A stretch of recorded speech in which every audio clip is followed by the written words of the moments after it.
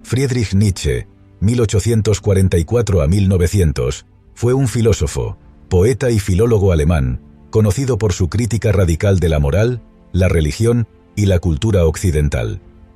Sus obras más influyentes incluyen Así habló Zaratustra, Más allá del bien y del mal. Nietzsche propuso el concepto del superhombre como superación del ser humano actual. Su idea de la voluntad de poder, como impulso fundamental de la vida, fue central en su pensamiento. Aunque fue ignorado en vida, su filosofía ha ejercido una profunda influencia en el existencialismo, la psicología y la crítica cultural del siglo XX. La frase «Dios ha muerto» no es una proclamación literal, sino una metáfora para el colapso de los valores absolutos en la civilización occidental.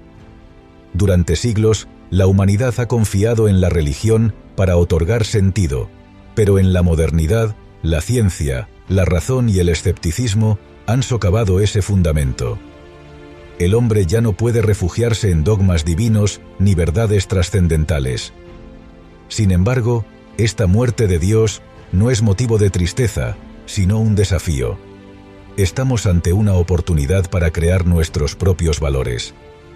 Sin la estructura moral de la religión, debemos encontrar el coraje de asumir la responsabilidad total por nuestras decisiones y por el mundo en el que vivimos. Esto marca el nacimiento de una nueva era en la que el ser humano se erige como creador, no como siervo. Debemos renunciar a la comodidad de las certezas para abrazar el caos y la incertidumbre. En este sentido, la muerte de Dios es la liberación de nuestras potencialidades más elevadas y creativas. 2. El concepto del eterno retorno desafía al individuo a imaginar su vida repitiéndose infinitamente, cada acto y cada decisión ocurriendo nuevamente, sin variación, por toda la eternidad. Es una prueba radical de afirmación de la vida. Solo quien está dispuesto a desear este retorno eterno es verdaderamente fuerte. Esto no implica resignarse a la fatalidad, sino una aceptación plena del aquí y ahora. Si cada momento se repitiera eternamente, ¿vivirías de manera diferente?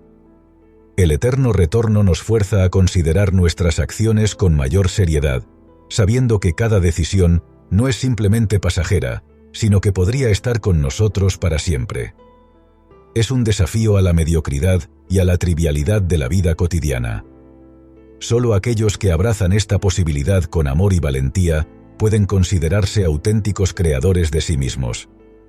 Vivir bajo esta noción nos impulsa a superar nuestras limitaciones, a afirmar la vida en su totalidad, con sus luces y sombras, y a convertirnos en dueños de nuestro propio destino. 3. El superhombre o Übermensch es una de las ideas más malinterpretadas de mi obra. No se refiere a una figura de poder físico o político, sino a un ideal filosófico. El superhombre es aquel que ha trascendido las normas y valores tradicionales, quien no se limita a vivir según las reglas impuestas por la sociedad, sino que forja sus propios valores. En lugar de buscar consuelo en la religión, la moral o la tradición, el superhombre abraza el caos de la vida y crea un sentido propio. Es un creador, no un seguidor. Este ideal es una respuesta al nihilismo que surge tras la muerte de Dios. En lugar de caer en la desesperación por la ausencia de sentido, el superhombre toma la vida como un desafío y una oportunidad. Vive afirmando todo lo que la vida le ofrece, sin resentimientos ni miedo. El superhombre es la superación del hombre común, de sus miedos, limitaciones y dependencias, y representa el futuro de la humanidad. 4. La voluntad de poder es la esencia de toda vida, el impulso fundamental que impulsa a los seres vivos a crecer, dominar y superarse. Este concepto no debe ser entendido simplemente como el deseo de poder político o físico, sino como una fuerza interna que impulsa al ser humano a trascender sus límites y a afirmar su existencia. La vida no es un proceso de simple conservación, como muchos piensan, sino de expansión y creación.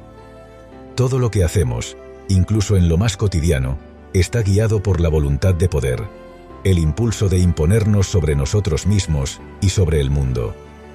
A través de este principio, cada individuo busca ejercer su dominio, no sobre otros necesariamente, sino sobre las circunstancias de su propia vida. La verdadera grandeza radica en dominarse a uno mismo, en ser creador y destructor cuando sea necesario. La voluntad de poder no es una búsqueda de placeres o comodidades, sino un llamado a la grandeza, a superar la mediocridad y a afirmar la vida con toda su intensidad. 5. Amor fati significa amar el destino, amar todo lo que nos ocurre, sin rechazo ni arrepentimiento. No basta con aceptar lo inevitable, debemos amarlo, abrazar cada aspecto de nuestra vida, tanto lo bueno como lo malo. Esta actitud nos libera del resentimiento y del sufrimiento innecesario, porque dejamos de resistirnos a lo que no podemos cambiar. La vida es caos, es dolor, pero también es belleza, y el amor fati implica una aceptación radical de todo ello. Aquel que logra amar su destino, incluso sus tragedias, es verdaderamente libre, porque ya no busca escapar de la realidad ni idealizar un futuro inexistente. Vivir bajo el amor fati es vivir con coraje y sin ilusiones, reconociendo que todo en nuestra vida, incluso las dificultades, forma parte de un proceso más amplio y significativo. Al amar lo que nos ocurre, nos volvemos creadores de nosotros mismos, capaces de encontrar sentido en cada experiencia. El amor fati es la clave para vivir de manera auténtica y plena. 6. La moral tradicional divide el mundo en términos de bien y mal, pero esta división es una construcción humana, una herramienta de control impuesta por los débiles para domesticar a los fuertes. Vivir más allá del bien y del mal significa trascender esta moral binaria y forjar un camino propio, basado en la autenticidad y en la afirmación de la vida. Los valores morales no son absolutos, son relativos a las culturas, a las épocas y a los intereses de quienes los promueven. Quien vive verdaderamente libre no se somete a estos juicios arbitrarios, sino que crea sus propios valores, afirmando su propia voluntad de poder. La moralidad tradicional es una prisión que impide la verdadera grandeza humana, encadenando a los individuos a conceptos estáticos y antinaturales. El hombre que supera estas barreras se convierte en un creador, un legislador de su propio destino, capaz de abrazar tanto la luz como la sombra, tanto el caos como el orden, sin remordimientos. 7. El nihilismo es la sombra que se cierne sobre el hombre moderno, una crisis de sentido que surge tras la caída de los valores tradicionales. Cuando la religión, la moral y la filosofía dejan de ofrecer respuestas convincentes, el individuo se enfrenta al vacío. El nihilismo, en su forma más pura, es la creencia de que nada tiene valor intrínseco, que no hay propósito en la vida. Sin embargo, este vacío no debe ser motivo de desesperación, sino de renovación. El nihilismo es una etapa necesaria, un proceso de destrucción que permite el nacimiento de nuevos valores. Ante el vacío, el individuo tiene la oportunidad de convertirse en creador, de forjar sentido donde antes no lo había. Es una fase de transición, no el fin de todo. Aquellos que son suficientemente fuertes para enfrentarse al nihilismo y no sucumbir al abatimiento, son los que podrán superarlo, construyendo un nuevo mundo basado en la voluntad de poder y en la afirmación de la vida. 8.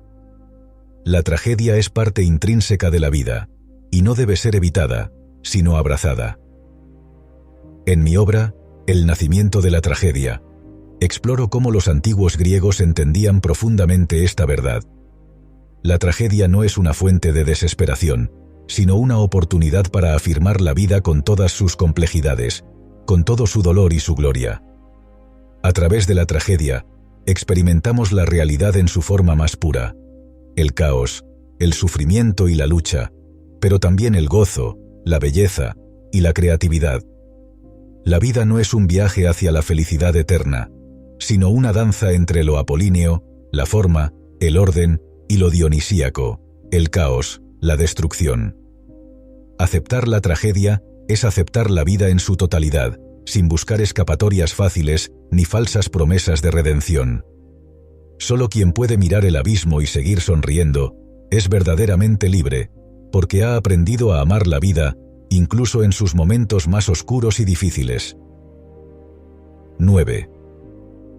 El hombre no es un fin en sí mismo, sino un puente entre lo que fue y lo que puede llegar a ser. Estamos en un estado de transición entre el animal y el superhombre. La humanidad actual es solo un escalón en un proceso evolutivo, un estado intermedio que debe ser superado. No debemos aferrarnos a nuestras limitaciones actuales, sino aspirar a la grandeza, a trascender nuestra condición humana. El superhombre es el destino que debemos perseguir, una figura que no depende de la religión, la moral ni las convenciones sociales, sino que crea su propio sentido y valores. El hombre es, por tanto, una fase temporal, un puente hacia algo mayor, hacia una forma de existencia más elevada y libre. Aquel que se atreve a cruzar este puente, que desafía las restricciones de la humanidad actual y se esfuerza por alcanzar el superhombre, es quien realmente comprende su lugar en el mundo. La vida es un constante devenir, una superación continua. 10. La soledad no es una maldición, sino una condición necesaria para aquellos que buscan la verdad y la grandeza. El genio, el creador de nuevos valores, inevitablemente se encuentra apartado de la masa, porque sus pensamientos y visiones no son comprendidos por la mayoría. Vivir en soledad no significa simplemente estar aislado físicamente, sino estar desconectado de las expectativas, normas y valores que rigen a la sociedad. Quien se atreve a pensar más allá de lo establecido, quien desafía los dogmas, debe estar dispuesto a enfrentar la incomprensión y el rechazo. Sin embargo, en esta soledad se encuentra la verdadera libertad, porque el individuo ya no se ve limitado por las opiniones ajenas, ni por la necesidad de encajar. El genio necesita este espacio para desarrollarse, para contemplar el mundo de manera diferente, y para crear algo nuevo. Es en el silencio de la soledad donde nace la verdadera originalidad, donde uno se convierte en el arquitecto de su propio destino.